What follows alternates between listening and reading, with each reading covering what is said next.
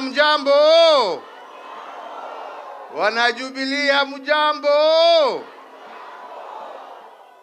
Hebu tusalimiane, zile zetu za zamani za hewa ndizo hizo.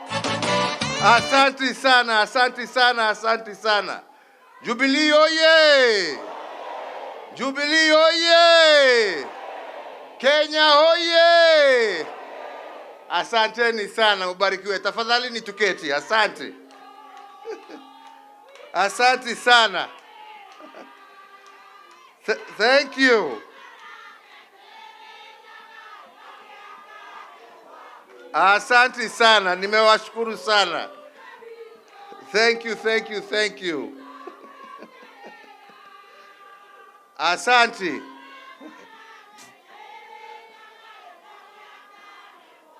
Asante sana. Thank you, thank you, thank you. Wa Jubilee wenzangu, hamjambo? Hamjambo tena. Wacha nianze kusema ya kwamba niko na furaha nyingi sana siku ya leo kuwa pamoja nanyi, na niwashukuru nyote ambao mmeweza kufika hapa. Nishukuru pia wale ambao hawakuweza kufika, lakini najua tuko pamoja na wao katika runinga na mambo mengine na social media. Na niseme naungana na vile ndugu yetu Secretary General amesema. Leo ni siku ya furaha. Leo ni siku ya furaha kwangu na kwa jamii yote ya Jubilee. Kwa sababu kwa muda mrefu tumezungushwa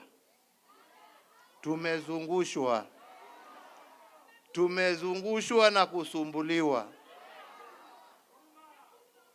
Wachache wamelipwa, wengine wamejiita wakuu, lakini hakuna mkuu kushinda Mwenyezi Mungu, na tumejiona tukiwa hapa.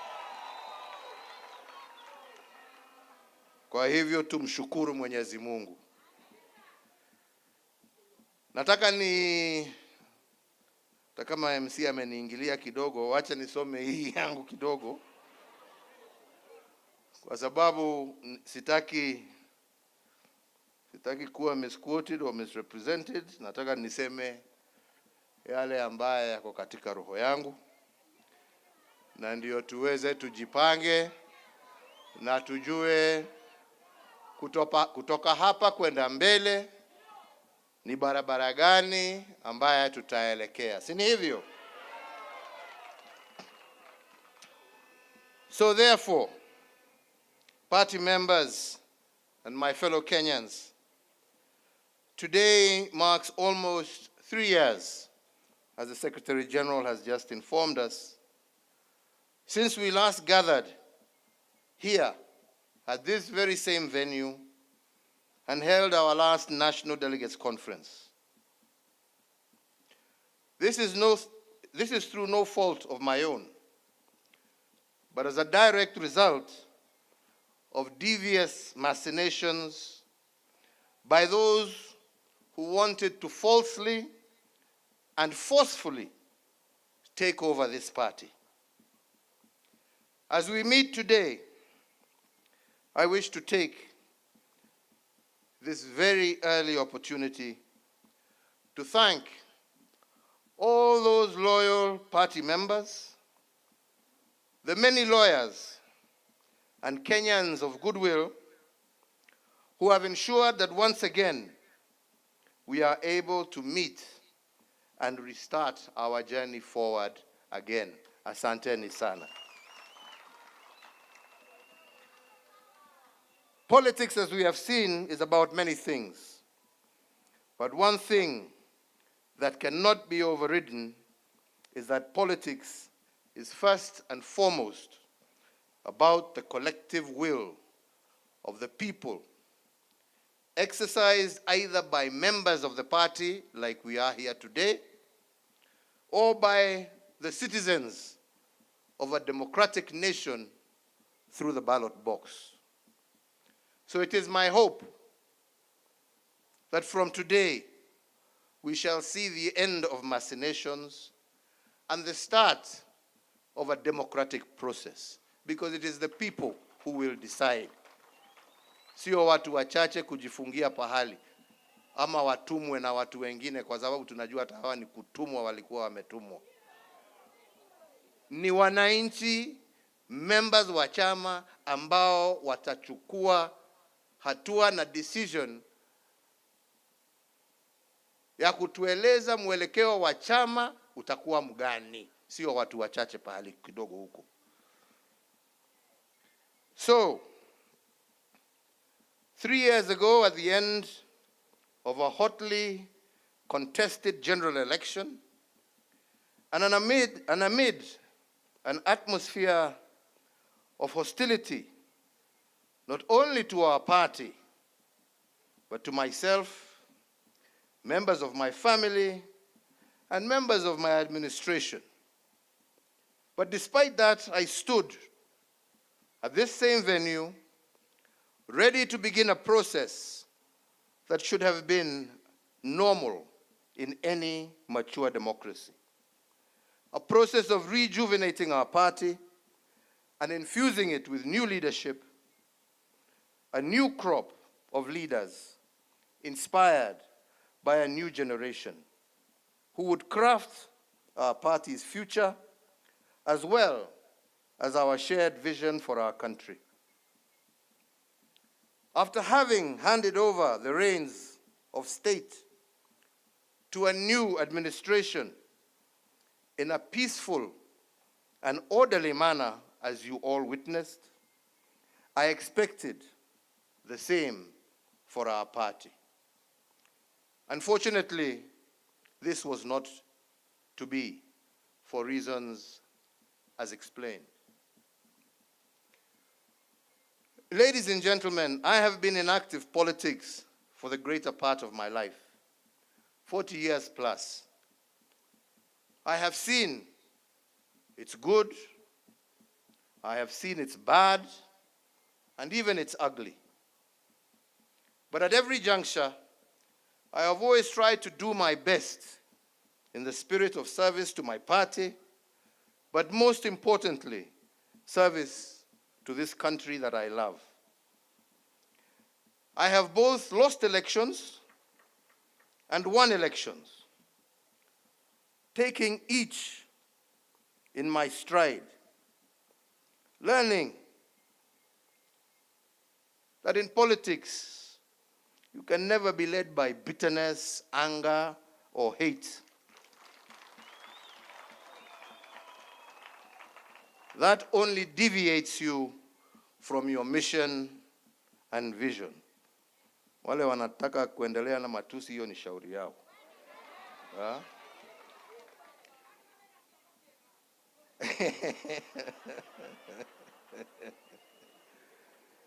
Sisi hatuna chuki na mtu. Tunapenda nchi yetu. I have had my fair share of successes as well as challenges. But the truth of the matter is that none of this would have been possible if I myself, at an early age, had not been given the opportunity and support to take up various leadership positions in our country. As a party, under my administration, under my leadership, and courtesy of the Kenyan electorate, we have been a governing party for approximately 10 out of our country's 60-odd years of life since independence. Looking back, there are things we can be proud of, and admittedly, there are things that we could also have done better.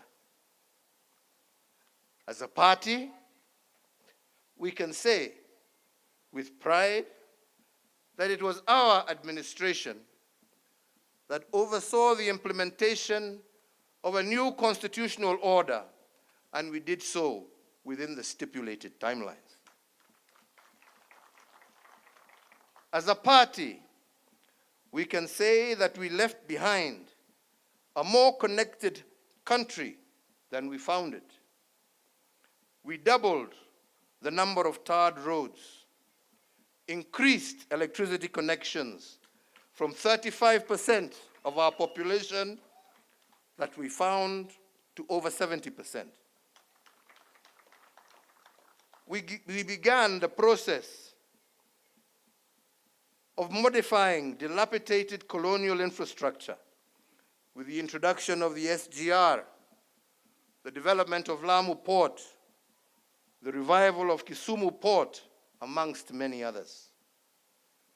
In health, our Linda Mama, the removal of maternity fees in our health centers gave and saw great improvement in maternal health and improved child mortality rates. Our management equipment services saw medical equipment such as dialysis machines, scanning machines, laboratories, and other equipment become available to distant corners of our country, with counties like Mandera being able to carry out cesarean sections and other such operations for the first time since independence. In education, we restored the sanctity of our exams. We maintained the free primary education that we inherited from President Kibaki. We expanded the free day secondary education and reduced the burden of healthcare for our parents with the introduction of EduAfia for our students. In security, despite initial challenges, we invested heavily in our infrastructure, security infrastructure. We restructured our security organs and deepened an interagency approach, thereby ensuring that our security agencies were better able to handle both domestic and external threats. This machine that we built, however, was not to be used and designed to face its own citizens, and it is not supposed to have been a source of fear and conflict with our citizens. Ilikuwa ya kulinda wananchi, sio kuumiza wananchi.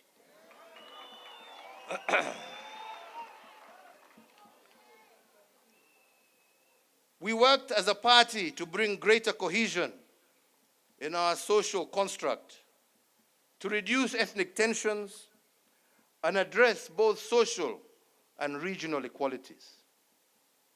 This noble effort, unfortunately, was used against us in the last campaigns, it being called an attempt to erode democracy. I wonder what they call theirs today. I can go on and on, but that is for another time. Equally, my friends, it is true to say that we also face challenges, key among them being our war against corruption in government that was less than successful. Our intergovernment relations also left much to be desired, a case in point being the uneasy relationship with the judiciary over the appointment of judges. To my mind, the framers of our Constitution intended that the different arms of government will be simultaneously independent, but always interdependent, for the common good of our people and nation. It was never our intention to deny them their independence or to interfere with their operations. All of this and more, but as I have said, this is a story for another day. So therefore now, we need to ask ourselves, where are we and where do we want to go? Ladies and gentlemen, over the years as a leader, some things have become apparent and clear to me. That you succeed by looking at past successes, injecting new ideas, and improving upon them. And you fail by ignoring past mistakes and therefore falling folly of repeating the same. This, while always having an open mind and a listening ear, even to those you disagree with, and especially to the voices of our younger generations. For in a world that is ever evolving as fast as it is with such insights that it is then that such insights become crucial for true transformation to occur. A balance of all this is what makes a stable and pragmatic nation, one that is filled with hope and not despair, a nation at peace with itself, and one that is able to transist with ease from one generation to the next. In the last general election, I endeavored to pass this message. Unfortunately, it fell on deaf ears and was lost in the noise of insults, character assassinations, myths and stories of dynasties and hustlers, and so on. Yeah. Today, many of the gains we had in the past have been eroded. Linda Mama and others replaced by new, untried, untested schemes. And while we wait for these experiments to work, Kenyans suffer and our progress is retarded. As we continue to dwell in rhetoric rather than in progress, we repeat the mistakes of the past. Indeed, today, some of the truths we spoke of yesterday have become the reality check of today, while some of the myths and falsehoods have become the nightmare that many are living. So again, why are we here today? Ladies and gentlemen, the past can inform us, but the present can shape the future. So the first thing, as our Secretary General has told us, our first mission today was to pass amendments to our party's constitution. Amendments to ensure that the machinations of the past shall never be used again to hold back our progress. Second is to seek your approval to put in place measures to rejuvenate our party and set in motion a process of injecting new blood into our party structures and hierarchy.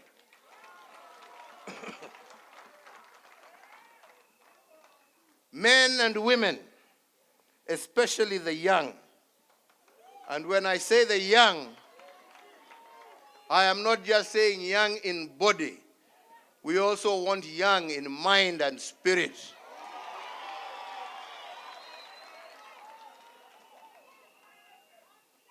Men and women of integrity who can be trusted with our future.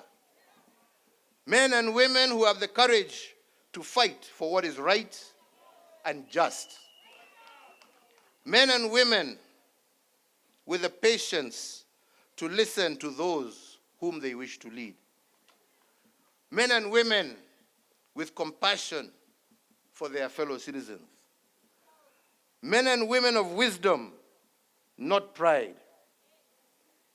Men and women who know as human beings they can make mistakes, but stand ready to correct them.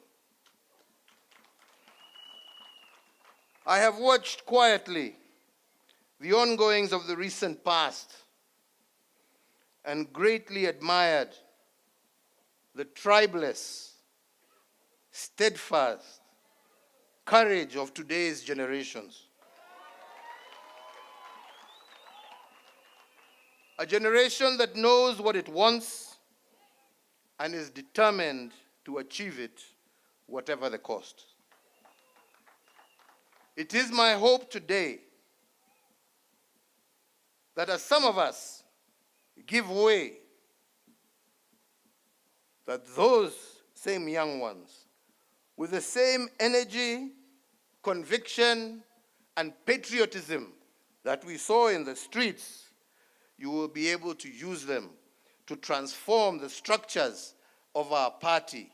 And ultimately, you yourselves enter the corridors of power and high office and take charge of your own destiny. You know what you want. It is not for me to tell you. You know what you want. You have the energy to get it. And time is on your side. Musibaki nyuma. In the next few weeks, we shall be rolling out our recruitment strategy across the country.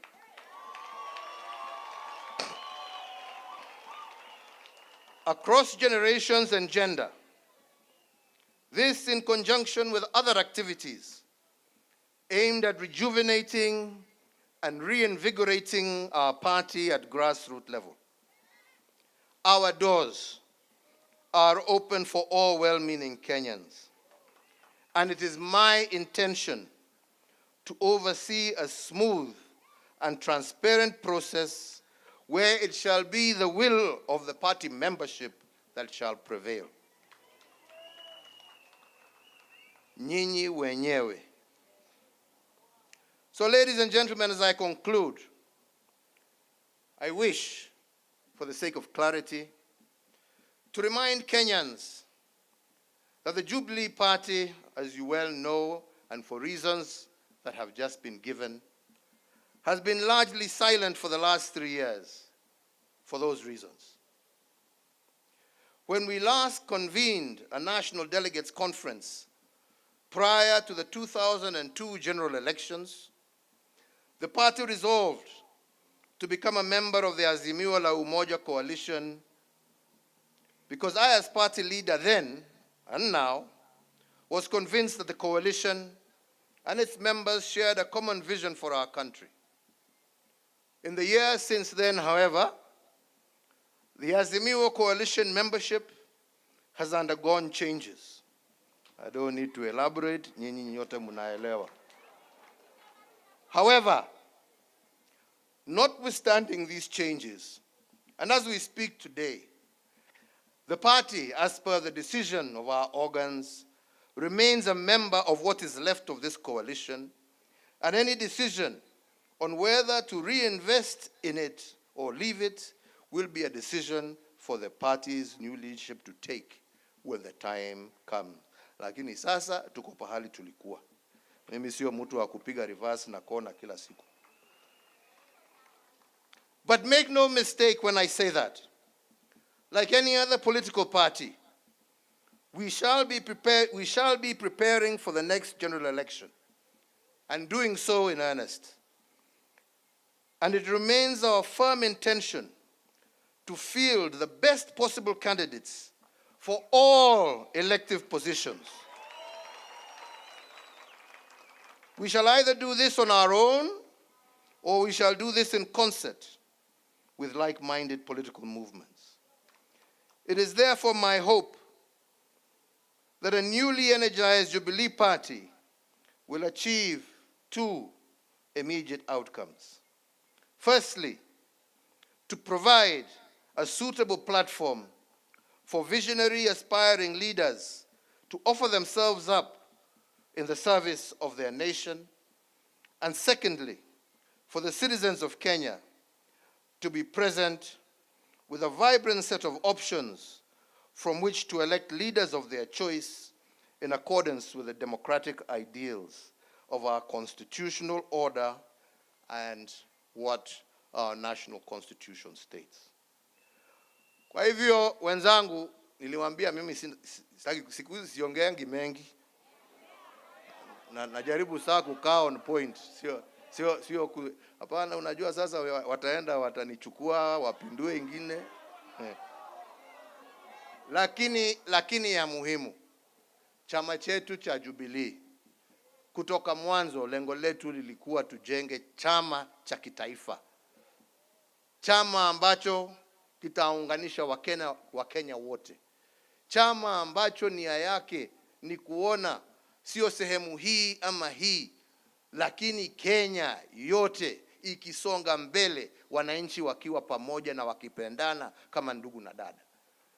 Na nyinyi mnajua hata kazi ambazo tulikuwa tukifanya wakati tulikuwa na nafasi ya uongozi wa taifa hili letu la Kenya, lilikuwa linalenga kila kona ya jamhuri yetu ya Kenya. Hakuna pahali ambapo hatukujenga mabarabara. Hakuna pahali ambapo hatukuweka stima. Hakuna pahali ambapo watoto walikuwa wanasemekana wamekosa kuenda shule kwa sababu hawana karo. Watoto wetu wote, primary na secondary, walikuwa wanasoma kila pahali Kenya hii yetu. Na hiyo ndio njia ya kuinua hali ya maisha na tuweze kusongesha taifa letu mbele. Mambo hii ya kusema ati chama hii ni ya upande hii, chama ni ya upande hii, chama ni ya upande hii, la, wacha tuwe na national parties ambazo zinaunganishwa kwa sababu ya sera, lakini sio kwa sababu ya pahali ambapo zimetoka. Hakuna sababu ya nyinyi kama wana Jubilee kuchagua mtu kutoka kila kona yeyote ya Kenya. Haja ni nyinyi mjue ya kwamba huyo mmechagua ni mtu ambaye atajitolea kutendea Wakenya wote pahali popote walipo kwa haki, bila kupora na bila kutenga mtu yeyote. That is the only thing that is important. Sio mtu ametoka wapi ama umezaliwa wapi. Na ndipo nilikuwa nawaambia hii story, watu walikuwa wanazungusha sijui hasla, sijui huyu ni mtoto wa single mother, si huyu ni mtoto wa dynasty. Mimi najua watoto wangapi wa single mother ambao wamesoma vizuri sana na wameendea. Lakini kusema ati wewe sababu wewe umezaliwa na single mother, hiyo ndio qualification yako ya kuchaguliwa. Hapana, njoo uambie Wakenya ni nini utawafanyia. Pahali popote umezaliwa, haja ni nini unawafanyia. Anyway, hapana.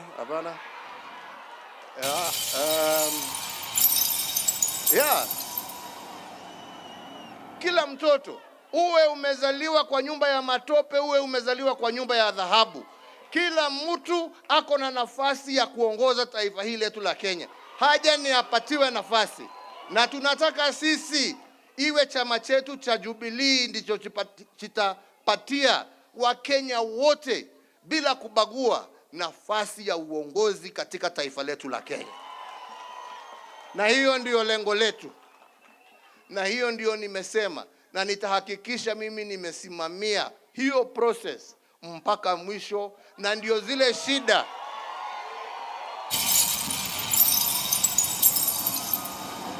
ambazo zilitokea hapo awali, watu kuwa wanauza matikiti na mfuko kulingana na ile pesa wamepewa. Hiyo system imeisha. Transparency itakuweko in all the processes that we shall follow. Na mtu kama ni kiti unataka, wenye viti ni hawa, waongeleshe na uwaongeleshe vizuri. Ama ni namna gani? Tumekubaliana wenzangu? Na mimi nitajitolea sasa, kwa sababu tumesema tunataka kuanzisha recruitment drive, kuanza kuzunguka mashinani kila area, tupatane na nyinyi, tuongee pamoja na nyinyi.